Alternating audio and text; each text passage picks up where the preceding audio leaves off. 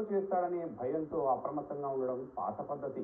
మన అప్రమత్తతతో అస్త్రశస్త్ర ప్రదర్శనతో శత్రువును భయపెట్టడం కొత్త పద్ధతి. అందుకు నిదర్శనమే ఆపరేషన్ త్రిశూల్. నవంబర్ 10 వరకు కొనసాగనున్న ఈ ట్రై సర్వీస్ ఎక్సర్సైజ్ దేశాన్ని మరో అడుగు ముందుకు వేయించేది.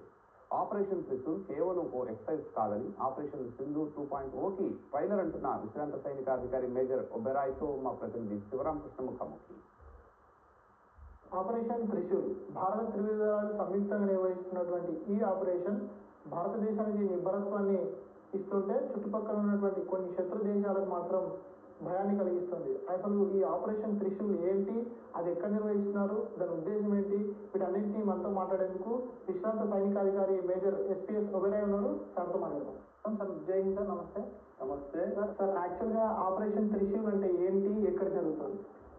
ఆపరేషన్ త్రిశూల్ ఒక ట్రై సర్వీసెస్ ఎక్సర్సైజ్ అన్నమాట. ట్రై సర్వీసెస్ అంటే 3 services, army, navy, air force, వీళ్ళు ముగ్గురు కలిసి చేస్తున్న ఒక ఆపరేషన్.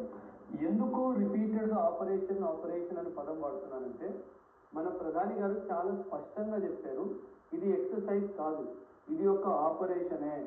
ఆపరేషన్ సింధూర్ 2.0 మీరు మా మీద ఫోర్స్ చేస్తే ఎలా జరగబోతుందో అది నేను మీకు చూపిస్తున్నాను అని చెప్తున్నాను.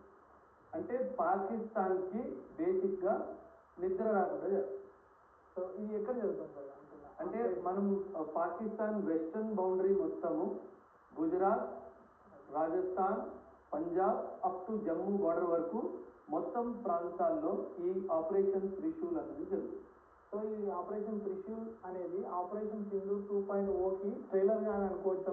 100% పిక్చర్ కూడా ఇలాగే ఉండబోతుంది అని చెప్పడం జరుగుతుంది. అంటే మన దేశంలో చాలా ఎక్సర్సైజెస్, చాలా వార్ గేమ్స్ ఇవన్నీ జరగడం మనం చూసాము. కానీ ఇంత స్థాయే కాదు, ఇంత అఫెన్సివ్ ఇంటెన్షన్స్తో ఫస్ట్ టైం జరుగుతుంది.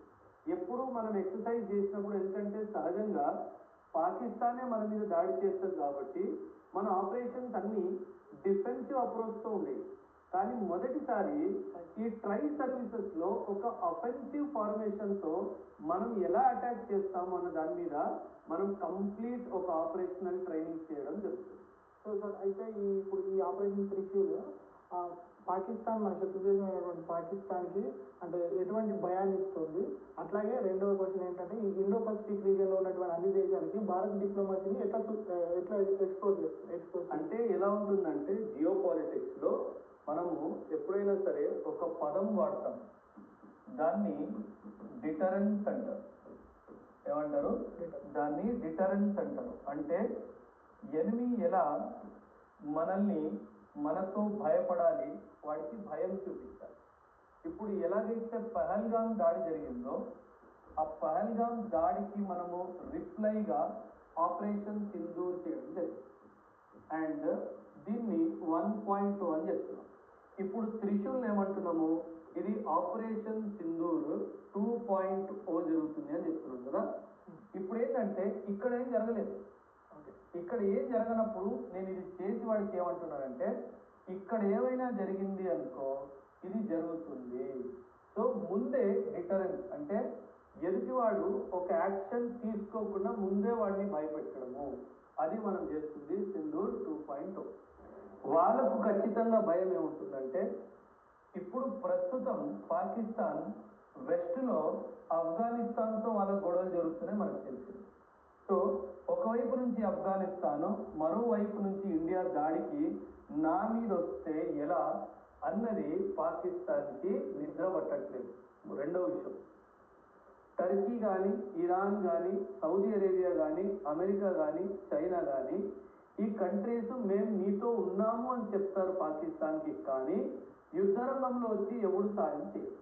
ఈ క్లారిటీ పాకిస్తాన్కి వచ్చేసి మా అయితే డబ్బులు ఇస్తారేమో, మా అయితే వార్ ఎక్విప్మెంట్ ఇస్తారేమో, కానీ మా అయితే మీడియాలో ప్రకటనలు జారీ చేస్తారేమో, కానీ యుద్ధ భూమిలో మాత్రం నాకు ఎటువంటి సాయం రాదు అన్న క్లారిటీ కూడా పాకిస్తాన్కి ఉంది. ఈ సందర్భంలో ఈ రెండు వైపుల నుంచి అటాక్ జరిగితే మాత్రం పాకిస్తాన్, ఇన్ఫ్యాక్ట్ ఇప్పుడు నన్ను అడిగితే పాకిస్తాన్కి మనకన్నా ఆఫ్ఘనిస్తాన్తో భయం ఎక్కువ. ఎందుకంటే మనం కనీసం బౌండరీని ఒప్పుకుంటున్నాం, అరే ఈ బౌండరీ అంతా ఓకే, ఓన్లీ జమ్మూ అండ్ కాశ్మీర్లో ప్రాబ్లం ఉంది అని. ఆఫ్ఘనిస్తాన్ వాడైతే బౌండరీ ఒప్పుకోవట్లేదు అసలు. సో మొత్తం పాకిస్తాన్ వెస్ట్రన్ థియేటర్ మొత్తం పోయే అవకాశం ఉంది. కాబట్టి పాకిస్తాన్కి ఎక్కువ భయం ఇక్కడే ఉంది. ఆ భయం ఉన్నప్పుడే ఈ భయం కూడా చూపించాలి అనేది మనం. సార్ ఇంకొకటి అంటే ఇప్పుడు 3 దళాలు కలిసి చేస్తున్నాయని చెప్తున్నారు కదా, అయితే ఈ 3 దళాలు కలిసి చేసే ఆపరేషన్స్లో మనకు ఎదురయ్యేటువంటి అబ్స్టాకిల్స్ ఏముంటాయి, వాటిని అధికారులు ఎట్లా ఓవర్కమ్ చేయొచ్చు, అట్లాగే లాభాలు కూడా ఏముంటాయి చెప్తాను ఖచ్చితంగా. ఫర్ ఎగ్జాంపుల్ ఇది యుద్ధ భూమి అనుకుందాము, ఇటువైపు పాకిస్తాన్ ఉంది, ఇటువైపు మన దేశం ఉంది అని అనుకుందాం. ఫర్ ఎగ్జాంపుల్ ఇది ఆర్మీ అనుకుందాము, ఇది ఎయిర్ ఫోర్స్ అనుకుందాము, ఇది నేవీ అనుకుందాం. నో, జనరలీ ఇది నేవీ అనుకుందాం. జనరలీ అటాక్ జరిగినప్పుడు ఆర్మీ బార్డర్ని క్రాస్ చేసి ఇక్కడ ఏదో ఉంది, ఏదో ఊరో ఏదో ఉంది, దీన్ని అటాక్ చేయాలి. ఆర్మీ అటాక్ చేసే ముందు ఎయిర్ ఫోర్స్ వాడు బంబార్డ్మెంట్ చేసేస్తాడు ముందే మొత్తం. దీన్ని సాఫ్టనింగ్ ఆఫ్ ది టార్గెట్ అంటారు. అంటే వీళ్ళకి రెసిస్టెన్స్ వీళ్ళు ఇవ్వకుండా ముందే బాంబులు వేసి మొత్తం అక్కడ ధ్వంసం చేయడం జరుగుతుంది. ఒక షాక్ ఎఫెక్ట్ క్రియేట్ అవుతుంది. ఒక షాక్ ఎఫెక్ట్ క్రియేట్ అయినప్పుడు ఆ టైంలో వీళ్ళని దీన్ని ఆక్యుపై చేస్తారు. అండ్ మిగిలిన వాళ్ళని చంపేయడం కానీ, పారిపోతున్న వాళ్ళని పట్టుకోవడం కానీ, దాన్ని ఆక్యుపై చేసి ఇంకొక ఆపరేషన్ని ప్లాన్ చేయడం. ఆపరేషన్స్ ఇలా జరుగుతాయి. ఎప్పుడైతే నేవీ, ఎయిర్ ఫోర్స్ ఆర్మీకి సపోర్ట్గా ప్రిసిషన్తో వస్తుందో, పర్ఫెక్ట్ టైమింగ్తో వస్తుందో, ఆర్మీని ఎవ్వరూ ఆపలేదు. ఎందుకంటే వీళ్ళు గ్రౌండ్ని పట్టుకుంటారు, వీళ్ళు గాల్లో దాడి చేస్తారు. వీళ్ళు ఒకవేళ మన మీద ఏమన్నా కౌంటర్ అటాక్ ప్లాన్ చేస్తే వీళ్ళిద్దరూ సిద్ధంగా ఉంటారు. ఇది పాకిస్తాన్కి నిద్ర పట్టకుండా చేస్తుంది. ఇదే మనం చేస్తున్నప్పుడు. ఇన్ఫ్యాక్ట్ ఆపరేషన్ సింధూర్ 1.0లో కూడా అదే చేశారు. నేవీ ఏం చేసింది, కరాచీ పోర్ట్ మీద బ్లాకేడ్ చేసింది. వీడు అటాక్ చేశాడు, వీడు గ్రౌండ్లో రెడీగా ఉన్నాడు, నువ్వు లోపలికి రావడానికి ప్రయత్నించు, నేను చూసుకుంటాను. సో ఇప్పుడు ఆపరేషన్ సింధూర్ 2.0లో వీళ్ళు ముగ్గురు ఎంత బాగా కోఆర్డినేషన్ చేయాలి. మేబీ ఇదొక టార్గెట్ అయి ఉండొచ్చు, ఇదొక టార్గెట్ అయి ఉండొచ్చు. ఈ ఆర్మీకి ఇక్కడ నుంచి ఇక్కడ దాకా వెళ్ళడానికి ఎంత టైం పడుతుంది, ఒక విమానం గాల్లో ఎగిరి ఇక్కడ బాంబు వేసి తిరిగి రావడానికి ఎంత టైం పడుతుంది, వీడు ఇక్కడ నుంచి పరిగెట్టుకుంటూ పోతుంటే వీడిని ఇక్కడ నుంచి కౌంటర్ అటాక్ ఎలా చేయాలి, ఇదంతా ప్లాన్ జరుగుతుంది గ్రౌండ్. అందుకే పాకిస్తాన్ వాడికి నిద్ర పట్టట్లేదు. సో ఇది మాత్రం. అండ్ ఫస్ట్ టైం ఇలా వార్ గేమ్స్ జరుగుతూ ఉంటాయి, కానీ మొదటిసారి వాడు అటాక్ చేయడం కాదు, నేను అటాక్ చేస్తాను ఈ మీద. సో ఒక అఫెన్సివ్ మోడ్లో ప్రిపరేషన్ చేయడం మొదటి. సో మనం ఏం చేస్తాం, అప్పుడు ఎనిమీ టెరిటరీలో ఉన్న ఇంపార్టెంట్ టార్గెట్స్ని ఐడెంటిఫై చేసి వాళ్ళని అటాక్ ప్లాన్. సార్ ఇప్పుడు రాన్ ఆఫ్ కచ్ అట్లాగే సర్క్రీక్ ఉంది కదా, సో ఈ సర్క్రీక్ గురించి రాజ్నాథ్ సింగ్ గారు కూడా ఒకసారి కామెంట్ చేశారు. సో ఈ సర్క్రీక్ వివాదం ఏంటి సార్? అంటే ఇప్పుడు ఇక్కడ జరుగుతుంది కాబట్టి. అంటే ఈ సర్క్రీక్ వివాదం ఏంటంటే, యాక్చువల్లీ సర్క్రీక్ అనేది మనం ఇక్కడ చూసుకుంటే ఈ నేరో వాటర్ బాడీ ఉంది కదా, ఈ రెండు ల్యాండ్ మాస్ మధ్యలో నేరో వాటర్ బాడీ, ఇది సర్క్రీక్. మనకి ఇక్కడ రాసింది కదా సర్క్రీక్. వీళ్ళేమంటారంటే సర్క్రీక్ మొత్తము పాకిస్తాన్కి చెందిన సింధ్ ప్రాంతాన్ని అని వీళ్ళు అంటున్నారు. మనం ఏమంటాము, లేదు మన గుజరాత్కి చెందిన కచ్ ప్రాంతానికి చెందింది అని మనం చెప్తున్నాం. అండ్ ఇన్ఫ్యాక్ట్ ఇంటర్నేషనలీ మనము UN క్లాస్ చూసుకుంటే కనుక, United nations convention on law of piece చూసుకుంటే కనుక, రెండు దేశాల మధ్యలో ఒక వాటర్ బాడీ ఉంటే బౌండరీ ఎప్పటికైనా దాని మధ్యలోంచే ఉంటుంది అని ఉంటుంది, తీర్పు ఉంటుంది. సో మనం ఏమంటున్నామంటే సగం నాది సగం నీ. అండ్ అదే కాదు, ఒక UN tribunal 90% Sir Creek belongs to India అని ముందే చెప్పేసింది ఆల్రెడీ. సగం కూడా కాదు, ఇక్కడ 90% నాది అని చెప్పి యునైటెడ్ నేషన్స్ చెప్పడం జరిగింది. కాకపోతే ఇప్పుడు ఎలాగో JNKలో వివాదం జరుగుతుంది కాబట్టి కొత్త వివాదాన్ని సృష్టించాలి అన్న ఉద్దేశంతో ఇలా సర్క్రీక్ మాది అన్నట్టుగా మాట్లాడడం జరుగుతుంది. కాకపోతే ఇలా పాకిస్తాన్ మొదటిసారి చేయట్లేదు, ఎప్పటి నుంచో సర్క్రీక్ వివాదం నడుస్తూనే ఉంది. ఎందుకు ఇంపార్టెంట్ అయిపోయింది సర్క్రీక్ అంటే, ఇక్కడ ఫిష్ రిసోర్సెస్ చాలా బాగున్నాయి అన్నమాట. అండ్ అదే కాదు, రీసెంట్గా ఇక్కడ ఆయిల్ అండ్ న్యాచురల్ గ్యాస్ కూడా ఉంది భూమి లోపల, సముద్రం లోపల అని చెప్పి తెలియజేయడం జరిగింది. సో అందుకే అదంతా కూడా ఎక్స్ప్లోరేషన్ చేయడానికి సర్ఫ్రీక్ మార్జిన్ అని చెప్తున్నాను. సో అట్లాగే సార్ ఇప్పుడు ఇందులో ఈ త్రివిధాలతో పాటు సైబర్ స్పేస్ కూడా దొరికింది మనకి. సో అది ఏవైనా కంట్రీ బట్టి సామర్థ్యం ఎంత ఉండే అవకాశం ఉంది సార్? మనకు అది ఎంత యూస్ఫుల్ గా ఉంటుంది ఈ ఫిజికల్ బాడీస్ కి, ఆ non kinetic bodies? Cyber security, cyber attack ఏదైతే అంటామో సైబర్ అటాక్ అని మనం చెప్తాం కదా.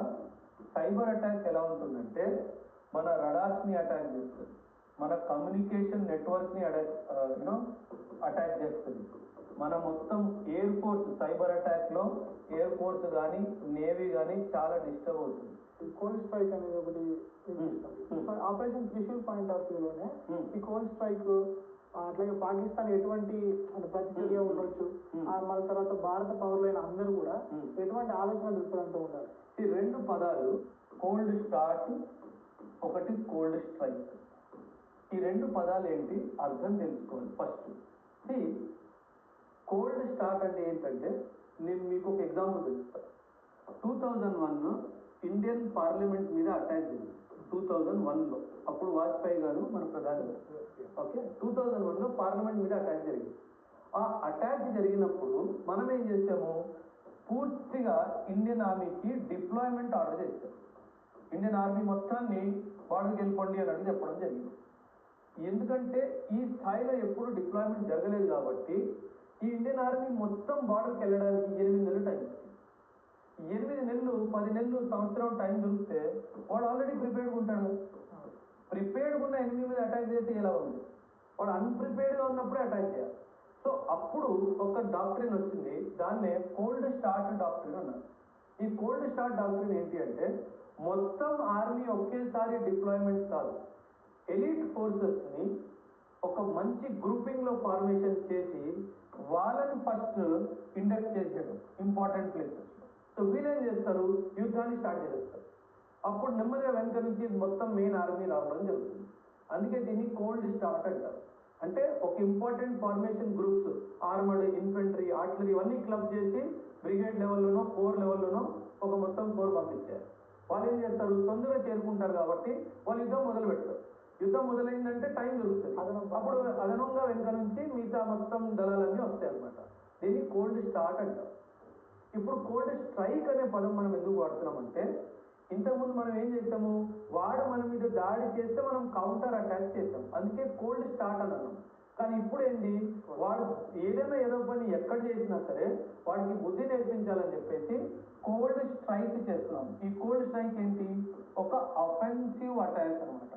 మన మీద బార్డర్ దగ్గర దాడి రాకపోయినా సరే ఇలాగే ఇంపార్టెంట్ ఎలిమెంట్స్ బార్డర్ దగ్గరికి వెళ్తాయి, army, navy, air force support ఇస్తుంది, వెళ్ళి అటాక్ చేసి వచ్చేస్తాం.